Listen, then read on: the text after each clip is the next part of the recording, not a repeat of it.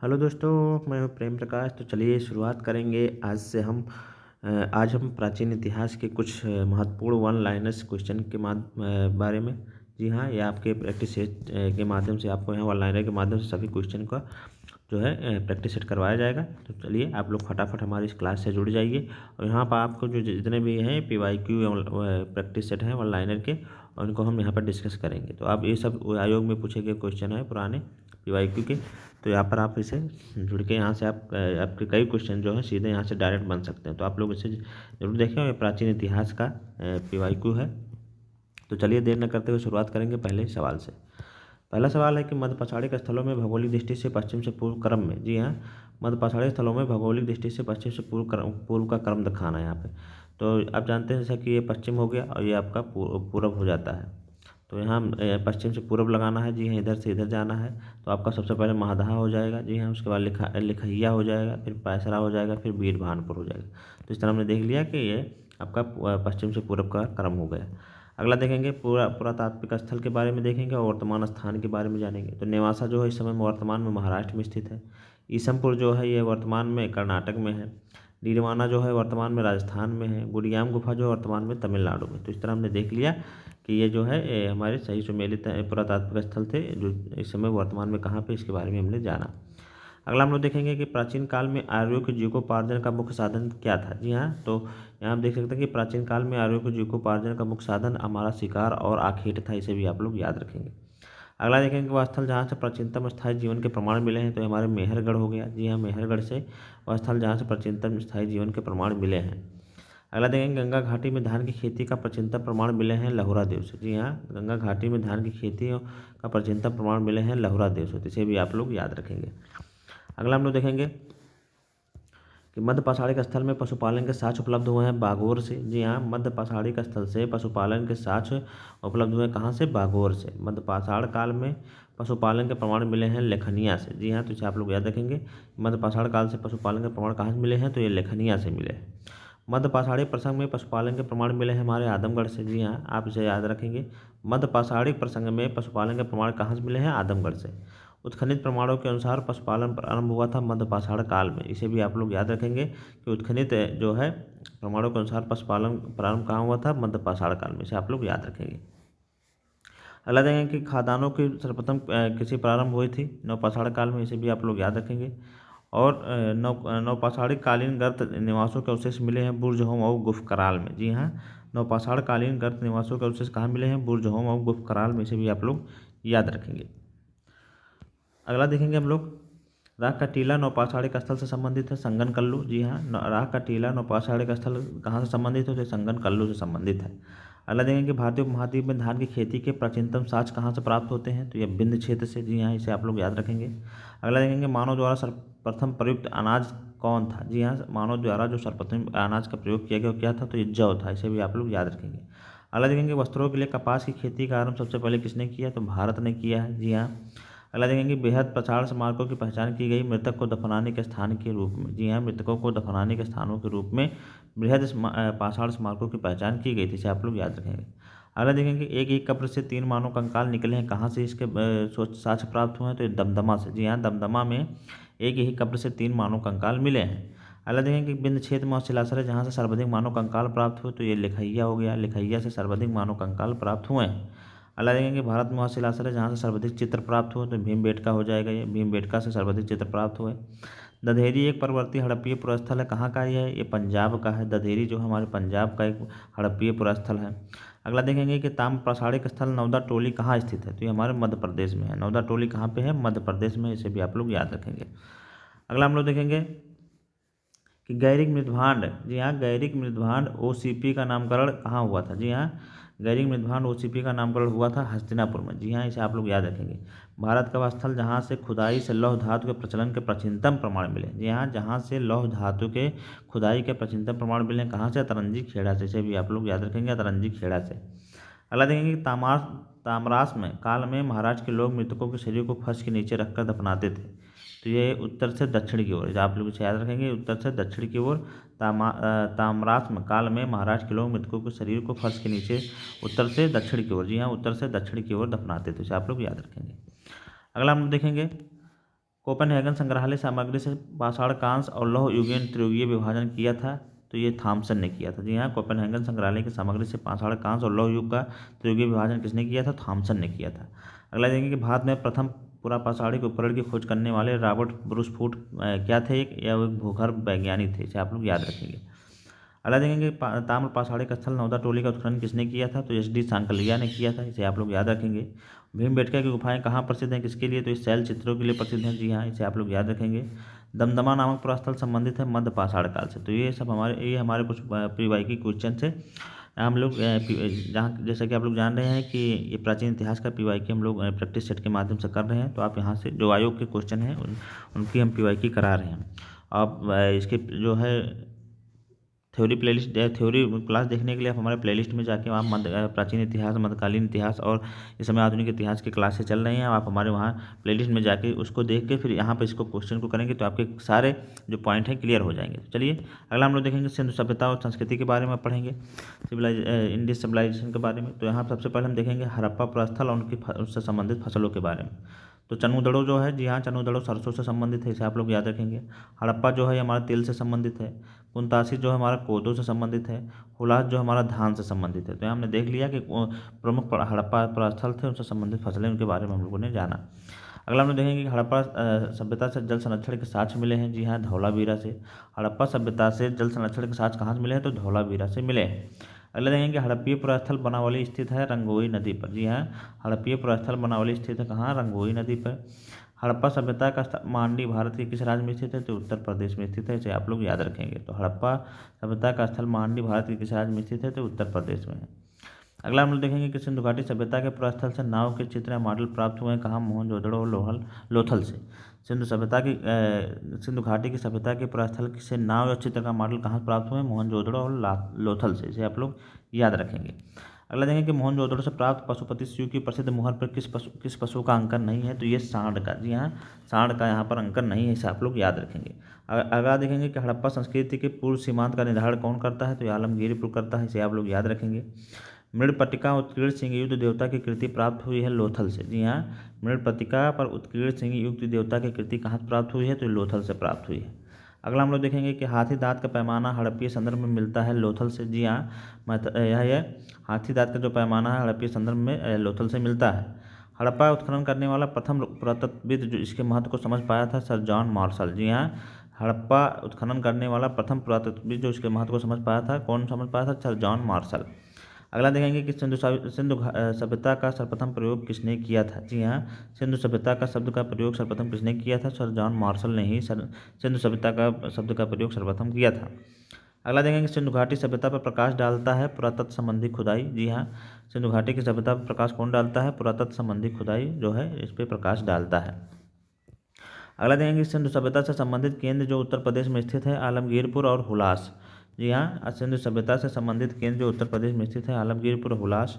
हड़प्पा सभ्यता लोथल स्थित है गुजरात में। हड़प्पन संस्कृति के संदर्भ में शैलकृत स्थापत्य के प्रमाण मिले हैं धौलावीरा से। एक जुते हुए खेत की खोज की गई थी कालीबंगा से।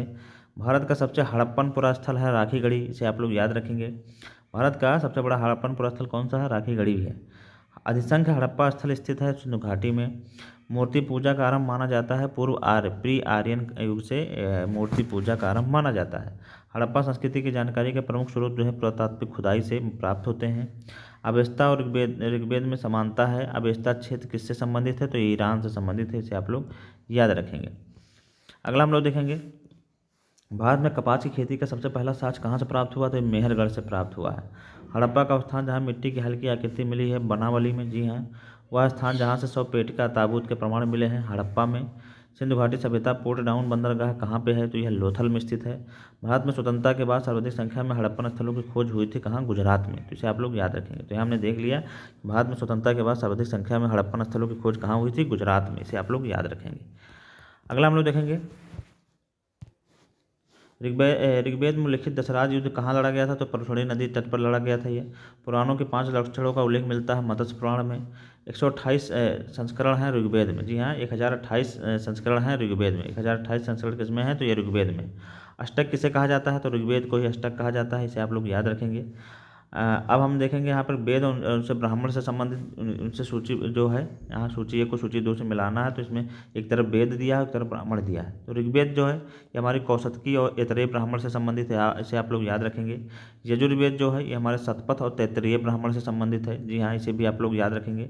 यजुर्वेद तैत्तिरीय और ब्राह्मण से है, बाकी आपका ऋग्वेद जो है ऐतरेय है और कौशिकी है। सामवेद जो है हमारा पंचविश, षण्डविश, अद्भुत और जैमिनीय प्राप्तल से संबंधित, इसे आप लोग याद रखेंगे। अथर्ववेद जो है गोपथ ब्राह्मण से संबंधित, इसे भी आप लोग याद रखेंगे। तो यहाँ आपको जैसे सामवेद और अथर्ववेद तो आपको याद कर लेना है। सामवेद में आपका पंचविश, षण्डविंश, तो इस तरह से आप यहाँ से याद कर सकते हैं कि सामवेद में आपके विंश आ रहा है। बाकी अथर्ववेद में आपका गोपथ, जी हाँ गोपथ, यहाँ था भी आ रहा है, इसमें भी था आ रहा है, तो गोपथ से आप अथर्ववेद याद कर सकते हैं। बाकी ऋग्वेद के लिए आपको कौशिकी ऐतरेय याद कर सकते हैं। अगला देखेंगे एक वेदांग नहीं है, तो ये स्मृति जो है एक वेदांग नहीं है, इसे आप लोग याद रखेंगे। अगला देखेंगे कि वैदिक कालीन प्रशासन में भागद्रुह अधिकारी क्या होता था, तो यह राजस्व जमा करने वाला एक अधिकारी होता था भागद्रुह, तो इसे आप लोग याद रखेंगे। अगला देखेंगे वह ग्रंथ जिसमें आयुर्वेद शब्द का प्रयोग हुआ है, तो ऋग्वेद में ही आयुर्वेद के शब्द का प्रयोग किया गया है। महाभारत ग्रंथ का उपनाम क्या है, तो इसका सतसहस्त्री संहिता था, या इसे जय संहिता भी कहा जा सकता है, आप लोग इसे याद करेंगे। महाभारत ग्रंथ का उपनाम जो है सतसहस्त्री संहिता या जय संहिता के नाम से भी जाना जाता है। पवित्र गायत्री मंत्र का उल्लेख कहाँ पे किया गया है, तो ऋग्वेद में किया गया है, इसे आप लोग याद रखेंगे। गायत्री मंत्र के नाम से प्रसिद्ध मंत्र सर्वप्रथम मिलता है ऋग्वेद में, इसे आप लोग याद रखेंगे। और ऋग्वेद की मूल लिपि थी ब्राह्मी, जी हाँ ऋग्वेद की मूल लिपि क्या थी, ब्राह्मी। ये भी हमारे एग्जाम में कई बार पूछा गया है, इसे आप लोग याद रखेंगे। ऋग्वेद का आधारित संकलन है सामवेद, जी हाँ ऋग्वेद पर आधारित जो संकलन है वह सामवेद में है। ऋग्वेद का धर्म क्या था, तो ऋग्वेद का धर्म जो है बहुदेववादी था, इसे अभी आप लोग याद रखेंगे। ऋग्वैदिक धर्म में बहुदेववादी माना गया है। ऋग्वेद काल में जनता विश्वास करती थी बलि और कर्मकांड पे, जी हाँ इसे आप लोग याद रखेंगे। ऋग्वेद में जनता जो विश्वास करती थी बलि और कर्मकांडों पे विश्वास करती थी। गोत्र शब्द का प्रयोग सर्वप्रथम ऋग्वेद में हुआ है। ऋग्वेद में सर्वाधिक संख्या में मंत्र संबंधित है इंद्र से, जी हाँ ऋग्वेद में सर्वाधिक संख्या में मंत्र संबंधित है किससे, इंद्र से। सबसे प्राचीन वेद है ऋग्वेद, जी हाँ इसे आप लोग याद रखेंगे। सबसे प्राचीन वेद कौन सा है, ऋग्वेद है। या वैदिक ग्रंथ जिसमें वर्ण शब्द का सर्वप्रथम नामोल्लेख होता है ऋग्वेद में, इसे भी आप लोग याद रखेंगे। ऋग्वेद में उल्लिखित यौ शब्द किसी उत्पाद हेतु प्रयोग किया जाता है, जौ, जी हाँ ऋग्वेद में उल्लिखित यौ शब्द किसी उत्पाद हेतु प्रयोग किया गया है, जौ शब्द है। ऋग्वेद में उल्लिखित प्रसिद्ध 10 राजाओं का युद्ध कहाँ लड़ा गया था, तो परशुराम रावी नदी के किनारे लड़ा गया था, जी हाँ ऋग्वेद में उल्लिखित प्रसिद्ध 10 राजाओं का युद्ध कहाँ लड़ा गया था, तो परशुराम रावी नदी के तट पर लड़ा गया था।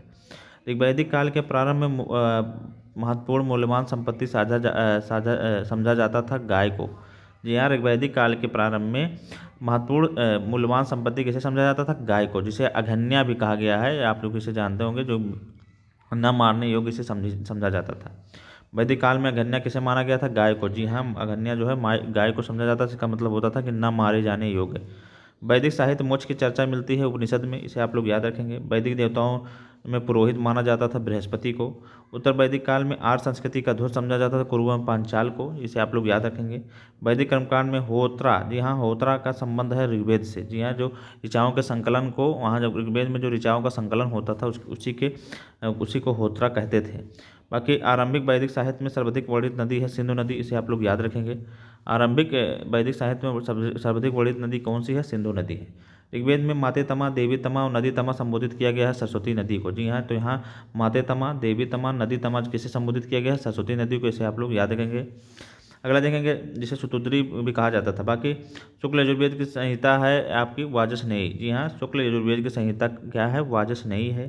शतपथ ब्राह्मण में उल्लिखित राजा विदेह माधव से संबंधित ऋषि थे ऋषि गौतम राहुगढ़, जी हाँ शतपथ ब्राह्मण में उल्लिखित राजा विदेह माधव से संबंधित थे कौन थे, तो गौतम ऋषि राहुगढ़ थे। जिस ग्रंथ में पुरुष मेध का उल्लेख हुआ है वह है शतपथ ब्राह्मण, इसे आप लोग याद रखेंगे। जिस ग्रंथ में पुरुष मेध का उल्लेख हुआ क्या है, शतपथ ब्राह्मण, इसे आप लोग याद रखेंगे। गोपथ ब्राह्मण की संबंधित है किससे, अथर्ववेद से, जी हाँ गोपथ ब्राह्मण जो है हमारा अथर्ववेद से संबंधित है। आयुर्वेद अर्थात जीवन का विज्ञान सर्वप्रथम कहाँ, और इसका उल्लेख कहाँ मिलता है, तो अथर्ववेद में मिलता है। वह उपनिषद जिसमें पहली बार निराशावाद के तत्व दिखाई देते हैं मैत्रायणी में, जी हाँ इसे आप लोग याद रखेंगे। वह उपनिषद जिसमें पहली बार निराशावाद के तत्व दिखाई देते हैं मैत्रेयणी में, इसे आप लोग याद रखेंगे। अगला हम लोग देखेंगे कि भारतीय प्रतीत का उत्कीर्ण सत्यमेव जयते लिया गया है मुंडकोपनिषद से, इसे आप लोग याद रखेंगे। जिंदा अवस्था और ऋग्वेद में समानता है, जिंदा अवस्था संबंधित था ईरान से। प्राचीन भारत में निशाका के नाम से जाने जाते थे स्वर्ण आभूषण, जी हाँ प्राचीन भारत में जो है स्वर्ण आभूषण होते थे, ये निशाका के नाम से जाने जाते थे। 14वीं सदी में पूर्व का एक अभिलेख जिसमें वैदिक देवताओं का वर्णन है कहाँ प्राप्त हुआ था ये, तो ये बोगज कुई एशिया माइनर से प्राप्त हुआ था।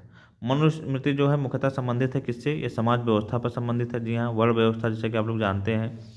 वह उपनिषद जिसमें आध्यात्मिक ज्ञान के विषय में नचिकेता और यम का संवाद प्राप्त हुआ है, तो ये कठोपनिषद से। जी हाँ, वह उपनिषद जिसमें आध्यात्मिक ज्ञान के विषय में नचिकेता और यम का संवाद प्राप्त हुआ कठोपनिषद से, इसे आप लोग याद रखेंगे।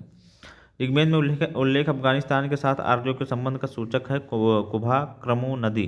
जी हाँ, तो यहाँ हमने देख लिया कि ऋग्वेद में उल्लेखित अफगानिस्तान के साथ आर्यों से संबंध का सूचक कौन था, तो ये कुभा क्रमु नदी थी। सर्वाधिक ऋग्वैदिक सूक्त समर्पित हैं इंद्र को। जी हाँ, ऋग्वैदिक में जो सर्वाधिक सूक्त हैं वो किसे समर्पित हैं, इंद्र को हैं। आर्य शब्द का सर्वप्रथम प्रयोग किसने, श्रेष्ठ के लिए किया गया था। जी हाँ, आर्य शब्द का शाब्दिक अर्थ क्या होता है, श्रेष्ठ होता है। अध्वर्य का अर्थ होता है, जी हाँ, अध्वर्य का जो अर्थ क्या होता है, यज्ञ करने वाला पुरोहित, इसे आप लोग याद रखेंगे। उपनिषद के राजा अश्वपति शासक थे कैकेयी। जी हाँ, उपनिषद काल के राजा अश्वपति शासक थे कहाँ के, तो कैकेयी के शासक थे। बाकी सर्ग, प्रतिसर्ग, वंश, मनवंतर और वंशानुचरित संकेतक हैं पुराणों के, इसे आप लोग याद रखेंगे। और भारत का प्रथम विधि निर्माता किसे माना जाता है, मनु को माना जाता है, इसे आप लोग याद रखेंगे। भारत के प्रथम विधि निर्माता किसे माना जाता है, मनु को माना जाता है। प्राचीन काल के महान विधि निर्माता थे मनु, इसे आप लोग याद रखेंगे। कौशेय शब्द का प्रयोग किया गया है रेशम के लिए, इसे आप लोग याद रखेंगे। क्लासिकीय संस्कृति में आर्य शब्द का अर्थ है एक उत्तम व्यक्ति। जी हाँ, क्लासिकीय संस्कृति में आर्य शब्द का अर्थ क्या है, एक उत्तम व्यक्ति। ऋग्वेद है स्रोतों का संकलन। जी हाँ, स्रोतों के संकलन को ऋग्वेद कहा जाता है। इतिहास शब्द का सर्वप्रथम उल्लेख कहाँ मिलता है, अथर्ववेद में मिलता है। और ऋग्वेदों में उल्लेखित 10 राजाओं का संग्राम परशुणी नदी के तट पर हुआ था, इसे भी आप लोग याद रखेंगे। अब हम चलेंगे यहाँ पर 6ठी शताब्दी ईसा पूर्व की राजनीतिक दशा, महाजनपदों का उदय, उसके बारे में हम लोग पढ़ेंगे। तो यहाँ हमने देखते हैं कि सबसे पहला सवाल है कि 16 महाजनपदों का उल्लेख कहाँ किस में है, तो ये अंगुत्तर निकाय में है, कई बार हमारे एग्जाम में पूछा गया है। कलिंग नरेश खारगिल कहाँ से संबंधित था, तो ये चेदी वंश से संबंधित था। 6ठी शताब्दी ईसा पूर्व मत्स्य महाजनपद स्थित था राजस्थान में। प्राचीन नगर के अवशेष कुम्भलहार स्थल से प्राप्त हुए हैं पाटलिपुत्र में। मालवा क्षेत्र पर मगध की सत्ता का विस्तार हुआ था शिशुनाग के समय। मगध पर शासन जिसने राजा रोहड़ के लिए अपने पिता की हत्या की और स्वयं इसी कारावास अपने पुत्र द्वारा मारा गया, कौन, अजातशत्रु। जी हाँ, मगध पर शासक जिसने राजा रोहड़ के लिए अपने पिता की हत्या की और स्वयं इसी कारावास अपने पुत्र द्वारा मारा गया, कौन, अजातशत्रु। मगध का साम्राज्य जिसे अपरो परशुराम के नाम से जाना जाता है, महापद्मानंद। प्राचीन श्रावस्ती नगर विन्यास आकृति किस तरह की है, तो यह अर्धचंद्राकार है, इसे भी आप लोग याद रखेंगे। अगला हम लोग देखेंगे कि प्राचीन श्रावस्ती नगर विन्यास आकृति अर्धचंद्राकार है, हमने देख लिया यहाँ पर। 6ठी शताब्दी से पूर्व सुक्तिमती की राजधानी कौन थी, तो ये चेदी थी। जी हाँ, चेदी थी, इसे आप लोग याद रखेंगे। अगला देखेंगे कि अभिलिखित साक्ष्य में प्रकट होता है कि नंद राजा के आदेश से एक नहर खोदी गई थी कलिंग में, इसे आप लोग याद रखेंगे। उदयन वासवदत्ता की दंत कथा किससे संबंधित है, कौशाम्बी से संबंधित है। बाकी प्राचीन भारत में मगध साम्राज्य की सबसे प्रारंभिक राजधानी कौन थी, तो यह पाटलिपुत्र थी, इसे भी आप लोग याद रखेंगे। तो यहाँ हमने देखा। अब हम चलेंगे धार्मिक आंदोलन के बारे में। तो सबसे पहले हम जैन धर्म के बारे में पढ़ेंगे, जैन धर्म के बारे में देखेंगे, धार्मिक आंदोलन के बारे में देखेंगे। तो जैन कल्पसूत्र की रचना किसने की थी, तो भद्रबाहु ने की थी, इसे आप लोग याद रखेंगे। भारत में पाल काल में महत्वपूर्ण अध्ययन केंद्र था विक्रमशिला। जी हाँ, भारत में पाल काल में महत्वपूर्ण अध्ययन केंद्र क्या था, तो ये विक्रमशिला था, इसे आप लोग याद रखेंगे। विक्रमशिला विश्वविद्यालय के अति महत्वपूर्ण आचार्य कौन थे, तो इसमें विरोचन थे, अतीश थे, दीपांकर थे तथा रत्नाकर शांति थे। तो हमने देख लिया कि ये मुख्य जो है महत्वपूर्ण आचार्य थे जो कि विक्रमशिला विश्वविद्यालय से संबंधित थे। अगला देखेंगे, यहाँ पर स्थल की बात करेंगे और संबंधित तीर्थांकर की बात करेंगे। तो श्रावस्ती से जो है हमारे शंभुनाथ से संबंधित हैं, काकंदी से हमारे सुविधानाथ संबंधित हैं, अयोध्या से हमारे ऋषभनाथ संबंधित हैं, पभोसा से हमारे पद्म प्रभु संबंधित हैं। तो यहाँ हमने देख लिया कि सुमेलन करना था, कई बार हमारे एग्जाम में पूछा गया था और पूछा भी जाएगा आगे। तो इसे आप लोग पढ़ लीजिएगा 102 बार 3 बार। यहाँ रैपिड फायर के माध्यम से आपको सभी क्वेश्चनों की सीरीज कराई जा रही है। फटाफट हमारी यहाँ से जुड़ के आप अपनी प्रैक्टिस सेट कर सकते हैं। और थ्योरी के लिए आप हमारे प्लेलिस्ट में जाकर सभी क्लास देख सकते हैं, वहाँ से देख के फिर आप यहाँ से रिवीजन के माध्यम से प्रैक्टिस सेट को कर सकते हैं। अगला देखेंगे हम लोग, अगला देखेंगे तक्षशिला विद्यालय का उत्खनन किसने कराया था। जी हाँ, तक्षशिला जो विश्वविद्यालय उसका उत्खनन किसने करवाया था, तो जॉन मॉर्सल ने करवाया था। महावीर के प्रथम अनुयायी कौन बने थे, जमाली बने थे। जी हाँ, महावीर के जो प्रथम अनुयायी था कौन था, जमाली था।